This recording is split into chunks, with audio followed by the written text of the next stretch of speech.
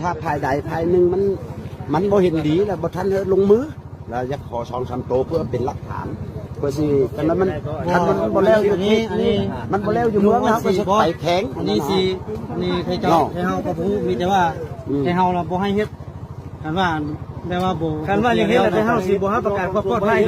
คันว่าบริษัทอย่างนั้นคันว่าบริษัทดำเนินการแต่เฮาบ่มีความรับประกันให้เจ้าก็แจ้งเจ้าเฮ็ดบ่ถึกนำเจ้าเฮากับคือเจ้าให้เฮาบ่แม่นอ่านเด้เพราะว่าให้เฮาให้เฮารักษาความปลอดภัย พอเป็นอ่านเฮ็ดบันทึกน้ำจุดลูกจุดหลาน คอยฮู้แล้วอันนี้นะ น้ำจุดนี้อันนั้น เฮ้ยมันก็ฮู้แล้วมันบ่แม่นหัวหน้ามัน ถ้าเจ้าเป็นคนกลางยังยืนซอยคันทามันแล้วอยู่เมืองคันเมืองมาแก้ด่วนเนอะกับมันเห็นดีนะคันทาบ่แล้วอยู่เมืองถ้าไปจะได้อันเขาจะได้ตัวหนังสือนี้อันนั้นไปแจ้งเพิ่นวันนี้เท่านั้นเท่านี้ไปมาปรึกษาแล้ว นี่บ่ปรึกษามีแต่อันนี้มันก็บ่ฮู้หยังมีแต่ให้เจ้าเว้าให้เฮาเว้านำเขานี่ให้เฮาผู้เฮ็ด